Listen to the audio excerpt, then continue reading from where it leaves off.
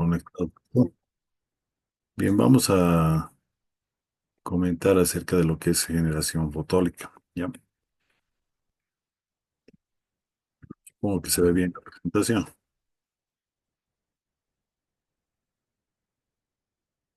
¿Ya? Bien. Entonces, en toda red de fibra óptica tenemos lo que serían los transmisores y los receptores, ¿no? Entonces, en ese sentido, vamos a tener para lo que es la generación fotónica, lo que serían los transmisores, ¿no? En este caso, nosotros vamos a utilizar el principio de recombinación de portadores en un semiconductor para que la energía liberada sea en realidad fotones, ¿no? Ojo que no cualquier material puede generar fotones, ¿no? Para ese propósito debemos tener portadores libres de la banda de conducción, ¿no? Ahí tenemos, por ejemplo, la banda de energía en metales es bastante alto y en las impurezas que se le puede colocar a los semiconductores en la banda de conducción le va a permitir que tenga mayor posibilidad de generar fotones, ¿no? Entonces, aislantes, por ejemplo, no tienen la banda de conducción, ¿no? Está completamente vacía. Mientras que los semiconductores tipo P, vamos a tener también lo que sería la misma característica de los semiconductores tipo N, ¿no? Que se puede manejar los huecos, ¿no? Que tendrían la posibilidad de generar electrones, ¿no? En ese sentido, una juntura de material tipo N y P debe ser polarizado de manera directa y recién podríamos hablar que se va a generar la luz, ¿no? Vamos a decir que la eficiencia cuántica se da a partir de lo que es la producción o absorción de la recombinación de fotones, ¿no? Eh, por ejemplo, vamos a ver si tomando en cuenta que NI es la eficiencia cuántica interna, la E externa y la total sería, ¿no?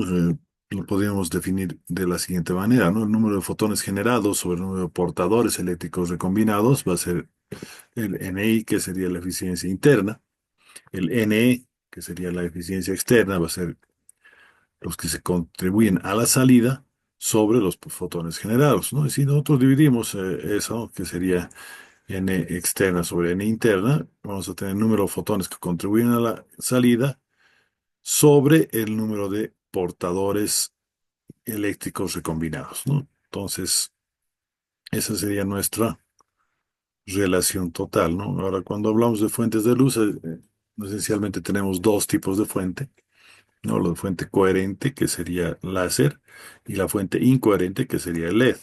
En el caso de la generación LED, tendríamos prácticamente que es un diodo, ¿no? Que va a trabajar con lo que sería este lugar para la recombinación, que a la va, va a trabajar con el nivel de Fermi y va a poder hacer la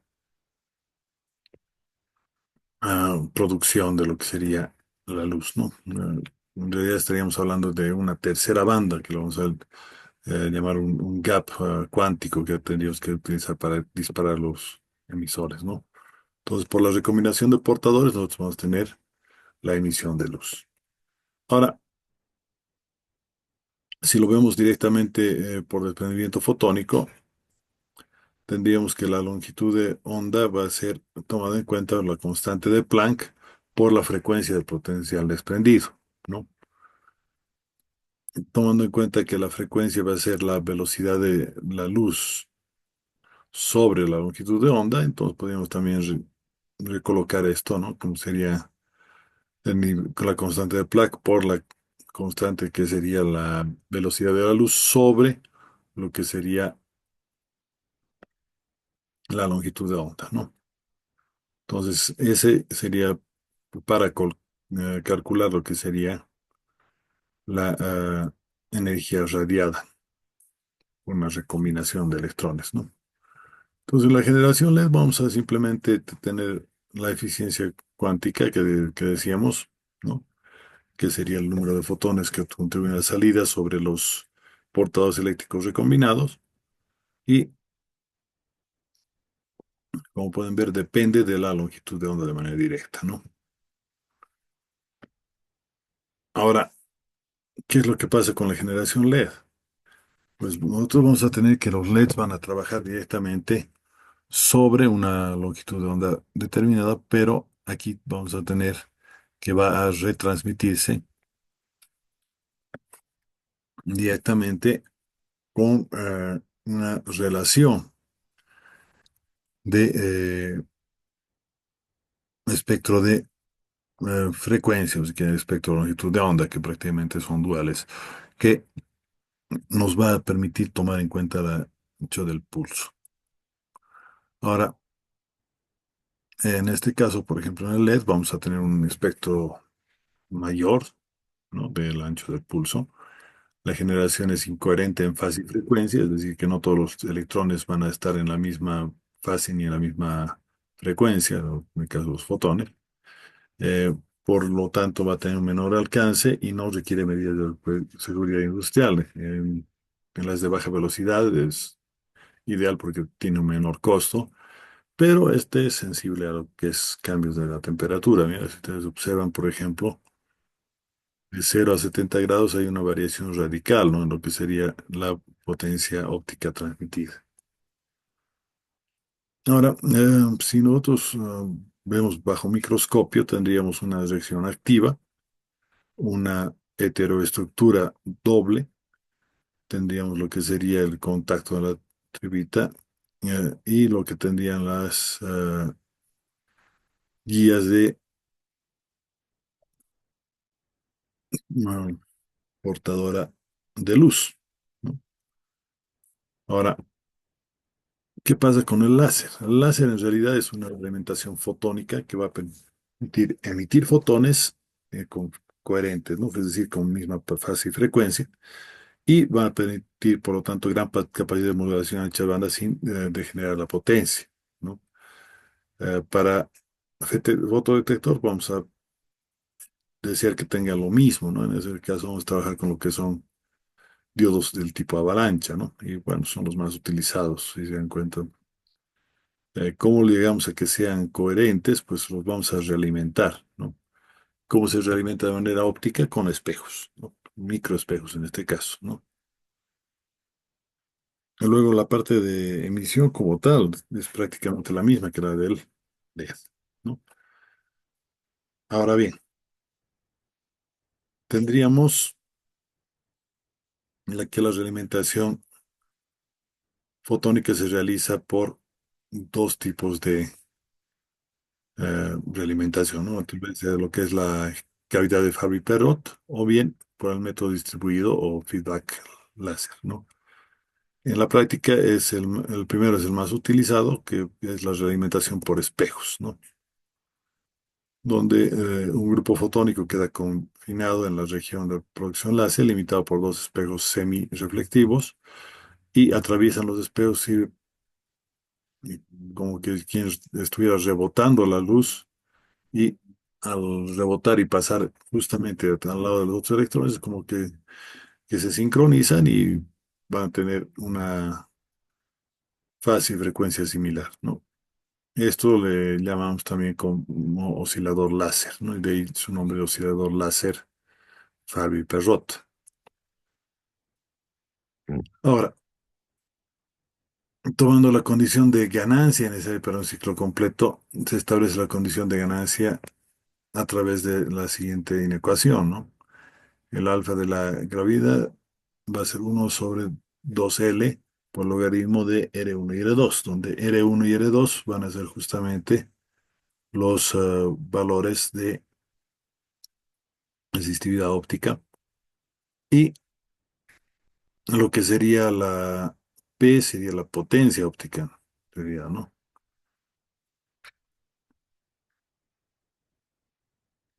Se tienen dos regiones en la parte de generación láser. La primera parte, que sería, digamos que no se cumple con la condición de ganancia, por lo tanto no es coherente y es igualito que la producción de LED.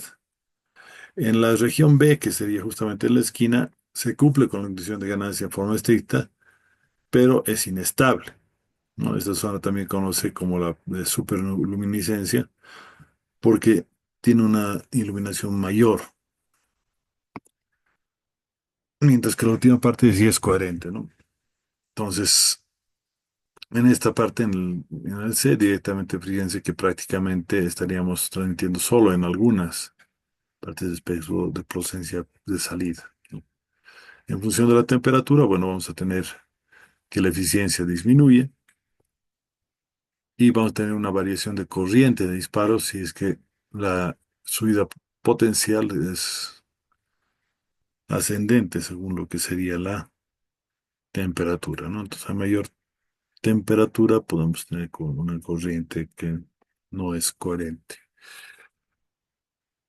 Ahora, un efecto adicional de temperatura es que provoca variaciones en la longitud de onda de radiación, ¿no? Y cuando hablamos de WDM, bueno, esto es un efecto perjudicial porque justamente vamos a manejar la longitud de onda como con derivación del canal, ¿no? En ese sentido, entonces tendríamos el contacto térmico y lo que sería la estructura láser como tanto.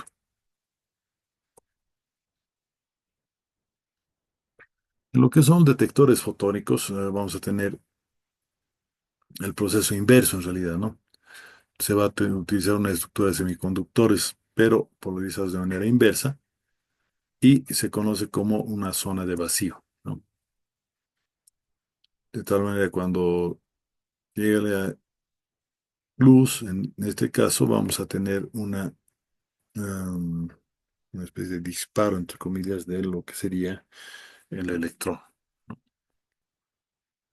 Ahora, esta zona de vaciamiento que decíamos en un momento tiene un forrón en energía de semiconductores, ¿no? La absorción fotónica va a ser entre los portadores eléctricos y mientras más grande es la cantidad de portadores, entonces mayor cantidad de LEDs, perdón, luz recibida y convertida en electricidad se va a tener, ¿no? Entonces, entre los fotodetectores, igual que lo que tendríamos en los fotoemisores, tenemos dos tipos, ¿no? El diodo PIN y el diodo de avalancha. Ambos funcionan en polarización inversa y la eficiencia es menor a uno, dado que el diodo PIN, por ejemplo, puede ser mayor a 1 en el caso de diodo PA.